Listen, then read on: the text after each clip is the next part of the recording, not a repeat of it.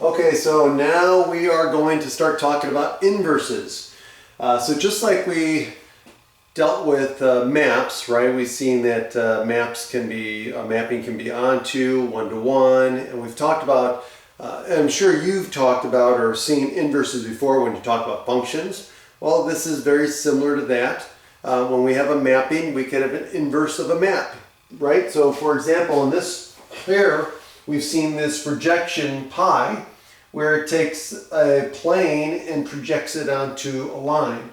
And so this, if we take this projection here, and then we look at this embedding where we have iota, this function iota, that takes xy and then basically projects it onto a plane that has basically a zero vector for z.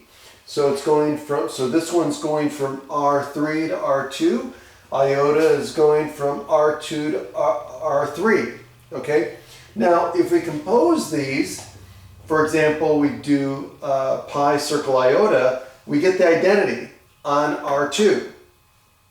And then, so we have an identity mapping. So xy through iota goes to xy0, and then of course the projection pi puts it right back down to xy. So it is an identity mapping when we compose pi circle iota.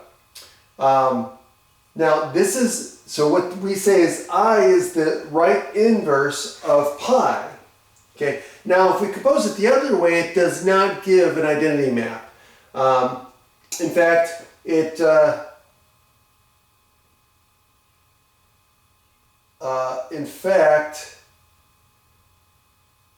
only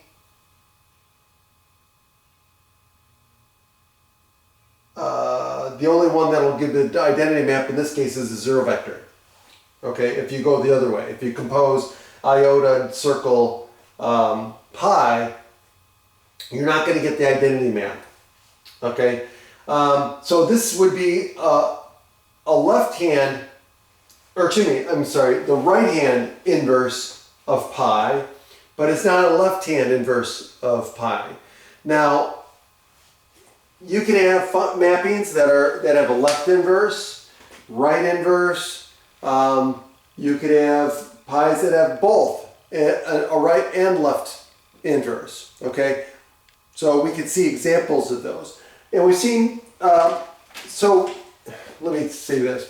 So in our discussion, we're going to be only interested in really mappings that have an inverse that is right inverse and also a left is left inverse.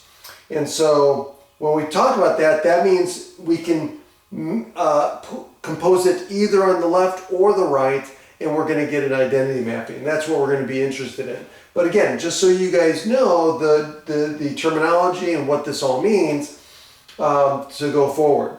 And so also the idea is if we can have a mapping, then guess what? We could talk about inverses when it comes to matrix, a certain type of matrix or matrices in general. And so that's where we're going with this. So we're going to start with the idea of mapping, and then we're going to look at, hey, what about matrix inverses?